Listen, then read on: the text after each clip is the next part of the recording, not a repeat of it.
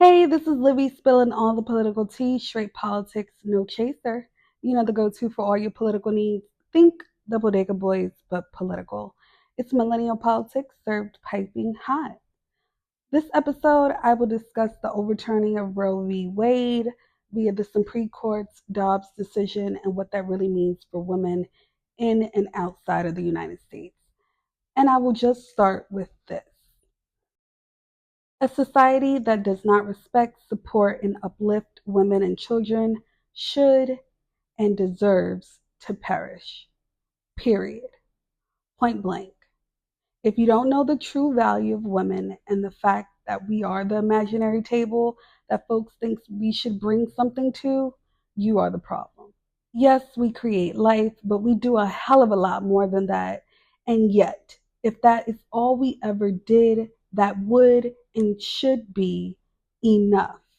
But it is not. And thus, we have to fight because women's rights are indeed human rights.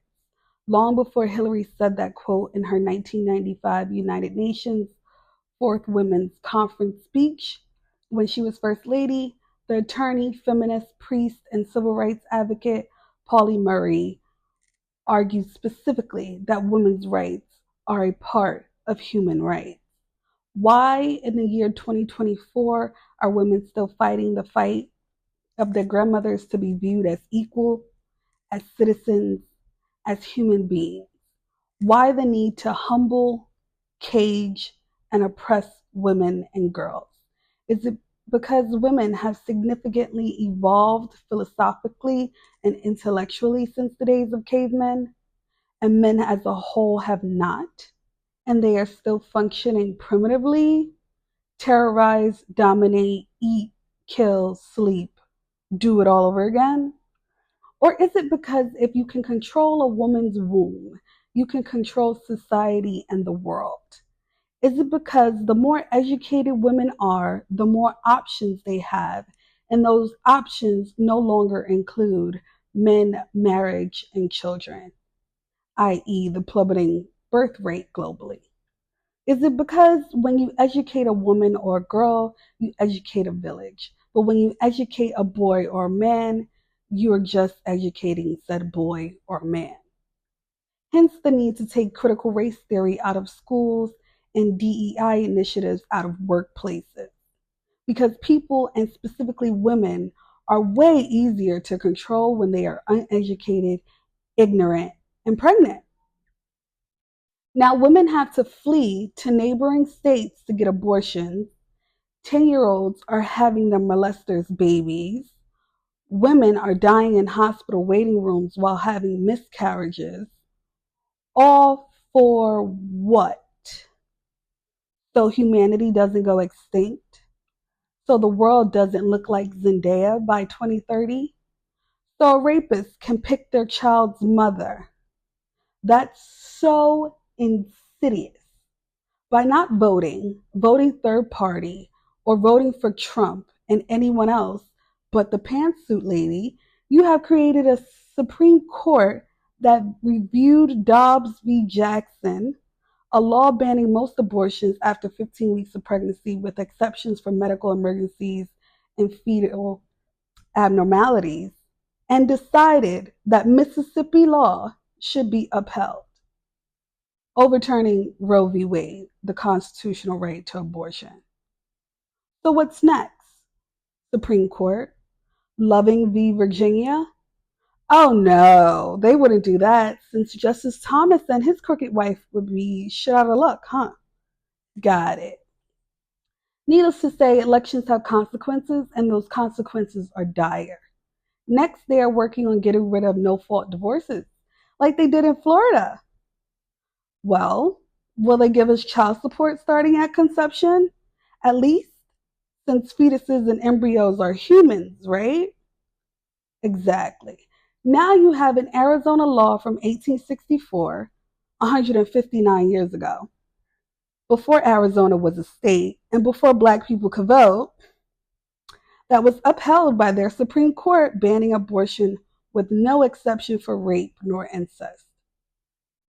Are you slowly seeing the dominoes fall throughout this country, specifically in the South, on the West Coast? Do you see it? Republicans and the GOP have an agenda, people. It's all about where you fall in that plan. And if you are not a rich, palm colored man, it should be obvious where your loyalties should and should not lie.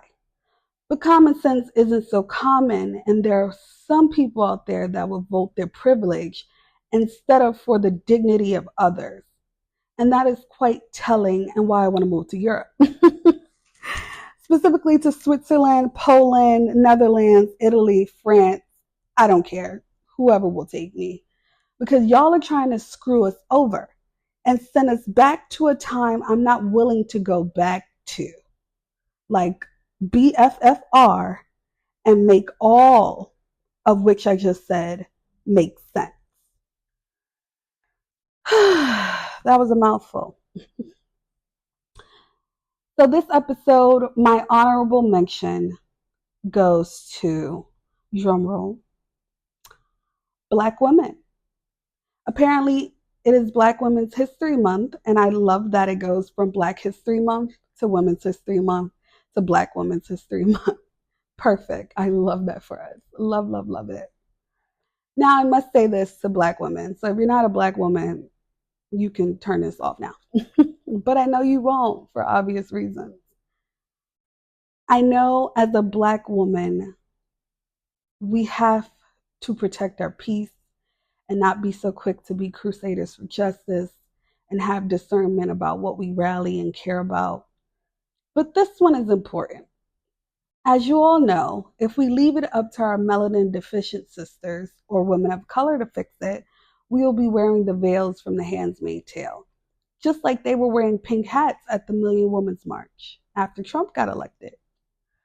So we must vote like we have never voted before and continue to be steadfast and unmovable, because that is what gets the job done in November and every other pertinent time in history. Yes, I said it. The train doesn't move unless we move it. So let's work. Remember, if women's rights in America fall, then what does that mean for women and girls in the Congo, in India, everywhere? Exactly. Think about that tea at night. With that being said, I have decided to post new episodes on Sundays at 8 p.m., so turn me up. Unless the world is on fire, then you will get the new episode then or never. We shall see. Thank you for listening to my political pontification. If you liked it, loved it, or hated it, please tell a friend to tell a friend, and please check out my website, thepoliticaltea.com. You can generously donate to my chai latte habit on it. See ya.